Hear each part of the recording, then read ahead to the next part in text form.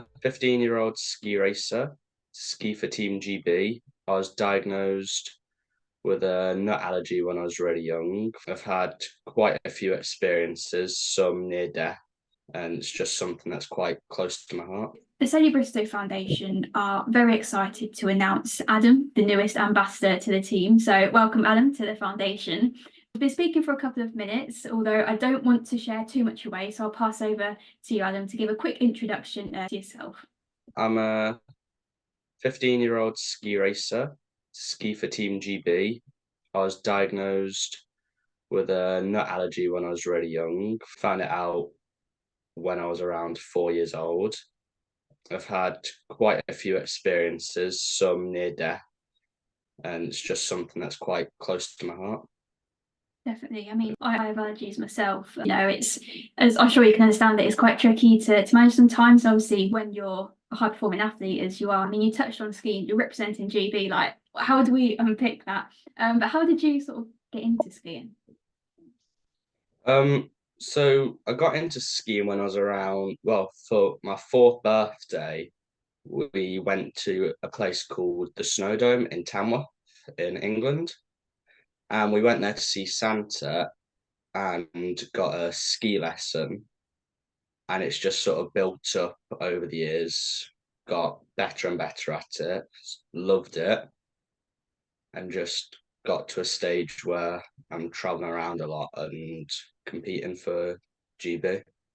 And I'm with my team 20 weeks a year, and I absolutely love the team, absolutely love the sport. So you mentioned that you're in our little chat before the interview, you mentioned that you're in Austria at the minute. How's that going? Yeah. It's going pretty well at the moment. Skiing the best I ever have. I've absolutely loved the past couple of days of training. I've just got back from racing in Italy with Team GB for a race called Alpe Simbra, and that is the most difficult race a child can possibly do. So that was a good experience. And then we're back here for a couple of days of training, what have gone absolutely amazing. And then we're off to another place in Italy called Bormio in a couple of days to do some English kids races. But we're based in a place called Kramzak in the heart of Tyrol, Austria. And we're about a 30-minute drive from each slope, and we just have such a broad range of training out here. No, I mean it's fantastic. I've never been skiing. The closest thing that I've done to being on the slopes is in Milton Keynes. There's quite a large building called the Yeah. Escape. Yeah, so I went snowboarding, so I don't have as much experience as you. But yeah, it definitely sounds like you travel around a lot. I think that's what I enjoy the most, like going to these different locations. But the biggest question I have on my mind at the minute is how did you manage sort of school with your skiing? So what we sort of do out here is we've got in the afternoon, so we have a long time skiing in the morning. We get back, have lunch, and then every day we have 3 hours of school, of compulsory school after skiing. So everyone's in a room with a teacher, and we're with a teacher out there, and we're all just doing compulsory school for 3 hours. And then sometimes what I'll do is after school, when we're settling down for bed for like an hour or something, I'll go on my laptop, do some schoolwork, just work through it. And then on weekends, we'll also work through school because we'll have rest days just so we're not falling behind on anything. Yeah, definitely. And do you think that you have a good balance between skiing as well as the schoolwork? Yeah, I'd say it's a pretty good balance. So managed to keep my grades, managed to ski, and it's just a nice bit of fun. Definitely. I mean, I used to play tennis, and one of the things which I didn't like was my mates. Some of them were off on the tennis courts during the day, and I'd be stuck in the classrooms. I'd be like, oh, I wish I was, out there playing tennis. But it's good to hear that you've got that good balance, and of course, the fact that you're keeping up your grades, despite still being able to pursue your passion, is really good and really positive. So that's really good to hear. So Yeah. As a high performing athlete as you are, I'm sure you're used to goal setting and reaching different milestones. But what would you say is like your overall dream? So I've got so my overall goal is to hopefully race in the World Cup one day, and the overall goal is to win gold at a World Cup. But one of my more closer goals is to get into the Youth Olympics in a couple of years. So yeah, I'm not old enough to qualify for it yet, but I'm hoping within 2 years, hopefully, should be able to go to the Youth Olympics. What would be amazing. That definitely. Make sure you remember me. She interrogated me about my skiing.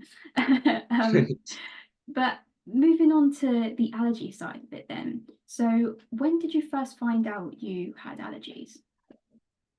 Um, so I first found out I had allergies when I was around 4 years old.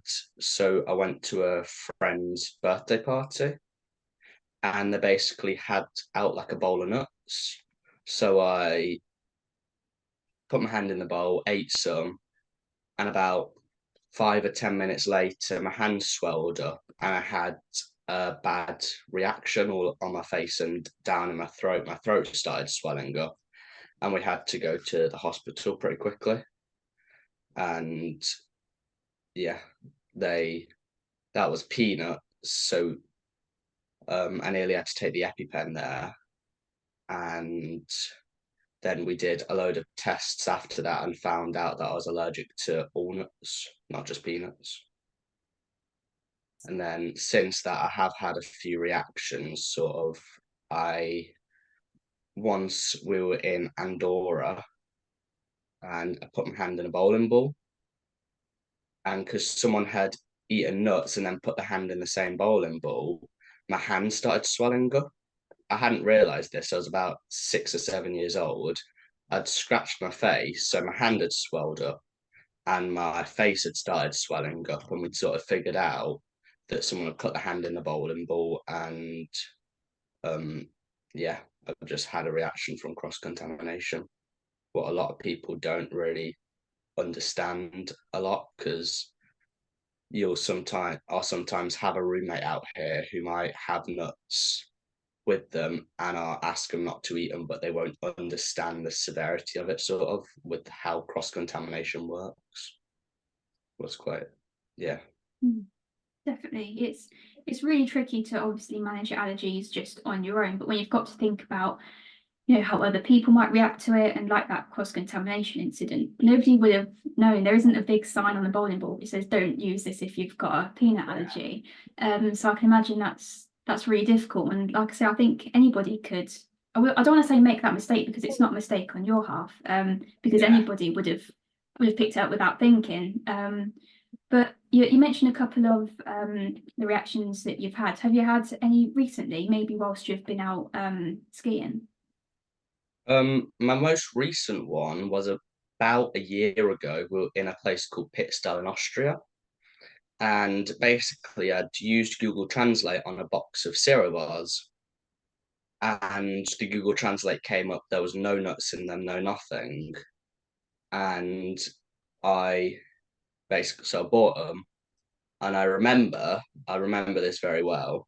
So I ate the bar and basically went downstairs because we were preparing skis for the next day. So I remember going down to prepare my skis and I felt a tingling in my throat. So I like I dropped everything, ran back up to my room, and my sister was there as well. She's also got a nut allergy, and she stabbed me with the EpiPen in the side of the thigh, and then we rushed off to hospital. And when we were in the van journey, my throat was getting to the point of swelling up that it was difficult to breathe. So it got very bad. And yeah, I was then in hospital all night with a drip feeder of medicine. Wow, yeah, I mean, that's definitely a very serious reaction. And I can't, obviously, you're in a different country that it's not home, and to go through that, I'm really glad that your sister was there to help you. And I hope that you got support as well when you returned back to your group and your team. Do you Yeah. think, did they respond well to it? Oh yeah, they responded well. There's been much less sort of cross contamination and all of that since then, because since that people have sort of understood it is serious. And I remember hearing stories about them all worrying at dinner what was happening and all of that. Yeah, I mean, it's sad that it takes a serious reaction and someone like yourselves being very unwell for people to actually understand the severity. Unfortunately, it's not something that people understand straight away. It does have to lead to something like that happening, for that awareness to be there. But you mentioned that you travel around a lot, and with the allergies, I'm getting the sense that you don't let it define you, and it's just something that you have to manage on the side, but you're still achieving all these brilliant things. Yeah, with the allergies, it's a lot of you are at a disadvantage because there's a lot of like protein things because obviously there's a lot of protein in nuts and it's very difficult to sometimes find food. Like you'll go to many hotels over the year, and since there's a language barrier, a lot of them, it's difficult for some of them to understand what a nut allergy is sometimes. So you are at a disadvantage quite heavily, but I just put up, deal with it, and try keep the competition. Yeah, just doing the best that you can with what you've got, really, because you can't change these allergies, but understanding what you can and can't do, what you can and can't eat. Obviously, like you say, a lot of protein is found in nuts. I realised that when I was sort of looking at the nutrition side with my tennis, and also I studied sport in at A level as well. So I soon realised that people with allergens in the top 14, also those without the top 14 allergens, they almost have to find their own way to get the right nutrition, especially if they're athletes, just finding what works for them and what's safe for them. Um, but with the traveling, you mentioned and touched on that there's a language barrier there. How do you overcome that? Do you carry like translation cards, or is it like Google Translate you mentioned earlier? So what I do quite a lot is I just use Google Translate. The only time it hasn't worked is that previous incident in pit style where it's messed up. But a lot of the times I am very cautious with what I do. Like I don't eat much food that I don't know. But I no, I do have friends that have nut allergies as well, but none of them have really ever had a translation card or whatever. It's just we all use Google Translate a lot because it's when you're going from country to country, we've been to about five different countries this year. It's quite difficult, whereas on Google Translate, you've just got every language.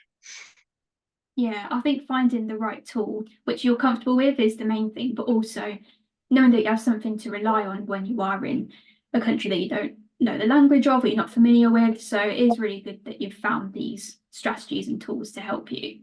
But finally, what advice would you give for others, maybe your younger self, but others who want to follow a similar path, maybe not specifically skiing, but going into like a professional sport? They also have severe allergies to manage as well. What advice would you give them? Some advice I would give is even though you have an allergy, it doesn't mean you can't do the sport. There is ways around it, and if you try hard and do your best, that's all you can ask for. But there is ways around it, and even though that you've got the allergy, doesn't mean that you can't do good. It doesn't mean that that's got to define you.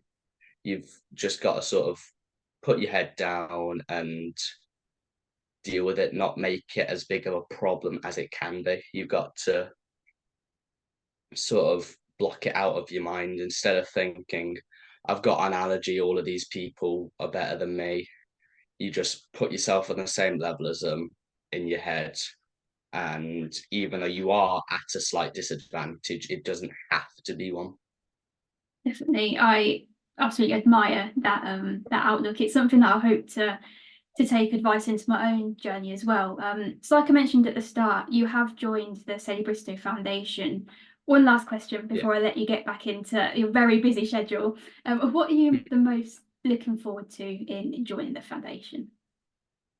I'm looking forward to sort of spreading awareness of allergies because it's shocked me sort of since, well, when I'm in the skiing scene, how not many people know much about allergies. So I sort of want to help spread awareness, spread like what can happen so people don't take it as a light-hearted joke. They take it as it's serious, it can be bad, it can be deathly like my allergy. So I just want to do that, and I also want to support people who have allergies and show them sort of it's not the end. There is ways around it, and it's yeah, I mean, I've been yeah, chatting with you for the past 10, 20 minutes or so, and already I can see that you're a great role model, especially for young adults as well. You've got a really good mindset and attitude towards allergies. And just by what you're doing every day, you're demonstrating that it shouldn't put limits on you, but you also have to be wary that, it can have an impact. And like I say, I think that you're a brilliant role model, and with the work the foundation are doing and with your experiences as well, I'm sure it'll be a really good collaboration. So thank you very much for joining me in the interview. Hope you will enjoy it as well for those watching, and I'll see you soon.